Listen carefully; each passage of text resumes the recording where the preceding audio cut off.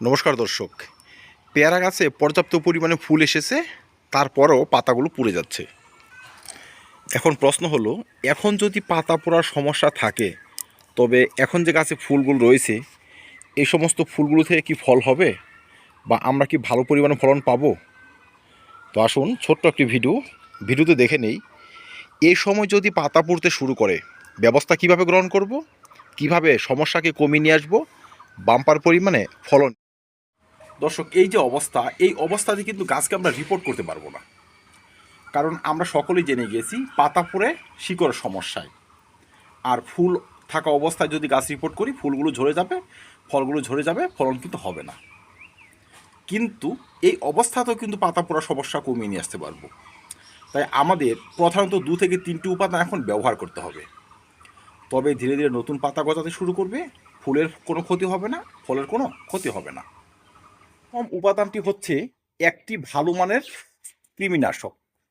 দর্শক, কৃমিনাশক বলতে নিমাটোডনাশক আমরা ভলিউম প্রাইম ব্যবহার করতে পারি, নিমাটোস্পি ব্যবহার করতে পারি। এই দুটো উপাদান বা এরকম ব্র্যান্ডের যে কোনো একটি উপাদান যদি আমরা অল্প একটু এখন দিয়ে দিতে পারি, তবে মাটিতে থাকা যে কৃমি, ক্ষতিকারক কৃমি যারা আমাদের পেয়ারা গাছের শিকড়গুলোকে অলরেডি নষ্ট করা শুরু করে দিয়েছে, এদের বংশবৃদ্ধি কমানো যাবে। যখনই এদের বংশবৃদ্ধি কমবে, আমাদের গাছের শিকড়গুলো কিন্তু আর নষ্ট হবে না। দেখবেন যে গাছের পাতা এখন পুড়ে যাচ্ছে সেই গাছকে যদি তোলা হয়, তবে শিকড়ের মধ্যে গিট গিট এক ধরনের অবস্থা দেখা যাবে। গিট গিট অবস্থা মানে শিকড়ের শ্বাস রোধ করার মতো অবস্থা। আর তার এফেক্ট ফুটে ওঠে পাতায়, পাতাগুলো পুড়তে শুরু করে, সাইড বরাবর পুড়তে শুরু করে। তারপর সেই সমস্ত গাছের ফুল এবং ফল উভয় ঝরে যায়। দর্শক, ভলিউম প্রাইম হোক, নিমাটোস্পি হোক, এই ধরনের উপাদান যদি আপনাদের হাতে থাকে, কৃষি পণ্যের দোকানে অ্যাভেলেবল রয়েছে, বা অনলাইন থেকেও আপনারা কিনতে পারবেন। কিনে অল্প একটু ব্যবহার করে দিন। আজকে একবার করুন, 1 মাস পর আরেকবার করুন। 2বার ব্যবহার করার পর আপনাদের প্রতিটা পেয়ারা গাছ কিন্তু সুস্থ এবং সতেজ হয়ে আসবে। শিশির গায়ে যে ডোজ রয়েছে সেই ডোজ মেনে আমরা অবশ্যই এই সমস্ত উপাদান ব্যবহার করব। দর্শক, আমার এই গাছটি দেখুন, কত সুন্দর একটি গাছ। এদিকে ফুল ফুটতে শুরু করেছে, প্রতিটি শাখার মাথায় কিন্তু ফুল রয়েছে। এই দেখুন ফুল, এই ফুলগুলো, শাখাও প্রচুর রয়েছে।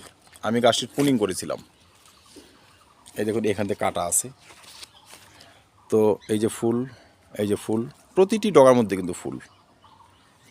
এই অবস্থাতে যদি আমার গাছের পাতা পুড়তে শুরু করে, এই সমস্ত ফুল দেখেও কিন্তু কোনো লাভ হবে না। ফুল ঝরে যাবে, ফল তো কোনোভাবেই হবে না। তাই আমরা প্রতিটি পেয়ারা গাছে এই সময় নিমাটোস্পি বা ভলিউম প্রাইমের মতো কৃমিনাশক ব্যবহার করব।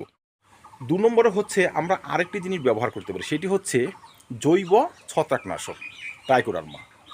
দর্শক, ট্রাইকোডার্মা যদি ডাইরেক্ট কৃমিকে নষ্ট না করতেও পারে, মারতে নাও পারে, কিন্তু কৃমিদের বংশবৃদ্ধিতে কিন্তু ব্রেক লাগাতে পারে।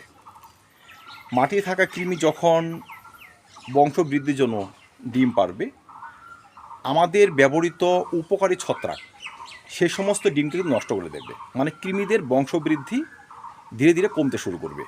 আমাদের শিকড়গুলো যে নষ্ট হয়ে যাওয়ার প্রবণতা, সেগুলো কমতে শুরু করবে, গাছ সুস্থ এবং সতেজ থাকবে। তবে এই পদ্ধতিটা একটু ইনডাইরেক্ট, সময় লাগবে। যারা ভলিউম প্রাইম বা নিমাটোস্পি ব্যবহার করবেন না, তারা এটা ব্যবহার করতে পারেন। 3 নম্বর হচ্ছে কিছু কিছু গাছের শিকড়ের সমস্যা অলরেডি হয়েই গিয়েছে, বা শিকড় কিছুটা নষ্ট হয়েই গিয়েছে। সেই ধরনের গাছকে সুস্থ সতেজ করার জন্য আমরা কি করতে পারি? দর্শক, সেই ধরনের গাছের লক্ষণ হচ্ছে মোটামুটি গাছের 50% বা 40% পাতায় দেখবেন পোড়া, মানে পরিণত পাতাগুলো পুড়তে শুরু করেছে, এবং নতুন যে পাতা তাতেও কিন্তু সিড দেখা যাচ্ছে। সেই ধরনের গাছকে যদি আপনি সুস্থ করতে চান, আপনাকে তো কীটনাশক দিতে হবে। সেই সঙ্গে কিন্তু অল্প একটু ছত্রাকনাশক, আপনি যদি ট্রাইকোডার্মা দেন ভালো, নয়তো ব্যাবিস্টিন বা ব্লাইটক্সের মতো ছত্রাকনাশক দেবেন, এবং তার 5 থেকে 7 দিন পর অল্প একটু হিউমিক অ্যাসিড দিয়ে দেবেন। কারণ দেখতে হবে যে আমাদের গাছের শিকড়গুলো যেহেতু নষ্ট হয়ে গিয়েছে অলরেডি অনেকটা পরিমাণে, তার নতুন শিকড় বাড়াতে হবে। নতুন শিকড় না বাড়লে গাছ টিকবে কী করে, ফুলকে ধরে রাখবে কী করে? তাই আমরা কিন্তু ছত্রাকনাশক দিয়ে শিকড়কে শোধন করব, এবং অল্প একটু হিউমিক অ্যাসিড দিয়ে নতুন শিকড় কিন্তু বাড়িয়ে নেব। যদি আমরা নতুন শিকড় বাড়িয়ে নিতে পারি সেক্ষেত্রে কিন্তু আমাদের এই ফুলগুলো বা পাতা পড়ার সমস্যাও কমবে, ফুলগুলো গাছে লেগে থাকবে, ফলগুলো গাছে সেট হয়ে থাকবে। মাত্র 2 গ্রাম হিউমিক অ্যাসিড 1 লিটার জলে গুলে একটি 8 থেকে 10 ইঞ্চি বা 12 থেকে 14 ইঞ্চি টবেও যদি আমরা ব্যবহার করে দিই, আজকে একবার, 15 থেকে 20 দিন পর আরেকবার, আমাদের গাছ কিন্তু নতুন শিকড়ে জন্ম দিতে শুরু করবে। আর ধীরে ধীরে পাতা পড়ার সমস্যা কমে আসবে, ফুলে ফলে গাছ ভরে আসবে। আমার এই গাছটির কিন্তু সমস্যা ছিল, মোটামুটি ভালো ছিল। তারপর এই গাছের আমি এই সমস্ত ট্রিটমেন্ট করেছি। ট্রিটমেন্ট করার পর এই দেখুন, এখানে কিন্তু ফল সেট হওয়া শুরু করে দিয়েছে, এই দিকেও কিন্তু ফুল আসতে শুরু করেছে এবং কিছু ফুল আসছে। তো গাছটা মোটামুটি একটি পর্যায়ে রয়েছে। তো আপনাদের যে সমস্ত গাছের অবস্থা খুবই খারাপ, যে সমস্ত গাছের শাখা প্রশাখা বৃদ্ধি প্রায় নেই, তারা এই ধরনের পরিচর্যা করবেন। মানে এখন অন্তত গাছ রিপোর্ট না করে এই যত্নগুলো করলে গাছ আপনার সুস্থ স্বাভাবিক হয়ে আসবে, আর এই বছরই কিন্তু ফলন নিয়ে আসবে।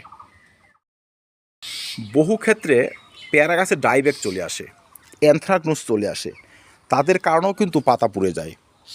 দর্শক, অ্যানথ্রাকনোজ হচ্ছে একটি ছত্রাক গঠিত রোগ, তার এফেক্ট সেই পাতার মধ্যেই ফুটে ওঠে। তাই আমরা সেই ধরনের সমস্যা দেখলে অবশ্যই একটি ভালো মানের ছত্রাকনাশক গাছে স্প্রে করব।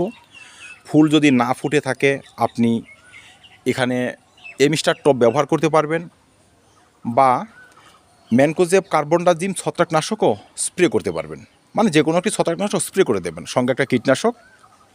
আর যদি এই ডাইব্যাক চলে আসে, মানে ডাল মরা রোগ, মৃত ডাল কেটে বাদ দেবেন। টবের মাটিতে অবশ্যই ছত্রাকনাশক গোলা জল ব্যবহার করবেন। সেটা আপনি জৈব টাইকোডার্মা হতে পারে, বা ব্যাবিস্টিন বা ব্লাইটক্স হতে পারে। ভিডিওটির শেষে বলবো, পেয়ারা টবে অযথা জল ব্যবহার করবেন না, মানে এক্সেস জল ব্যবহার করে কাদা করে ফেলবেন না। এতেও শিকড়ে সংক্রমণ আসে, পাতা পুড়ে যায়, ফুল এবং ফল ঝরে যায়। ফুল আসার পর যেইটুকু জলের প্রয়োজন আমরা অতটুকু জলই ব্যবহার করব। প্রয়োজনে দিনের 2 বার জল ব্যবহার করব, কিন্তু এক্সেস জল ব্যবহার করে কাদা করব না। আর 2 নম্বরে হচ্ছে, যখন আপনার পেয়ারা গাছ বসাবেন টবের ড্রেনেজ সিস্টেমটি খুব ভালো করবেন, যেন ব্যবহৃত জল 5-7 মিনিট বা 10 মিনিটের উপর টবে না দাঁড়ায়। এতে কী হবে, এক্সেস জল লেগে থেকে যে কাদা সৃষ্টি করা, ছত্রাকের সংক্রমণ হওয়া, নিমাটোরের মতো ভয়ঙ্কর এক শত্রুর উৎপত্তি হওয়া, সেগুলো কিন্তু হবে না। এতেও কিন্তু আমাদের টবগুলো বা টবের শিকড়গুলো সুস্থ স্বাভাবিক থাকবে, পাতাও পুড়বে না, ফুল ফল আনতে কোনো সমস্যার সৃষ্টি হবে না। তো ধন্যবাদ দর্শক, আর কিচ্ছু বলার নেই। এইটুকু যত্নে সম্পূর্ণ পেয়ারা গাছের পাতা পোড়া দূর করা সম্ভব, পেয়ারা গাছ থেকে ভালো পরিমাণ ফলন পাওয়া সম্ভব। তো ধন্যবাদ, দেখা হবে অন্য ভিডিওতে অন্য কোনো টপিক নিয়ে। ভিডিওটি ভালো লাগলে লাইক এবং শেয়ার করবেন, চ্যানেলটি সাবস্ক্রাইব করে পাশে থাকবেন। ভিডিও দেখার জন্য অসংখ্য ধন্যবাদ।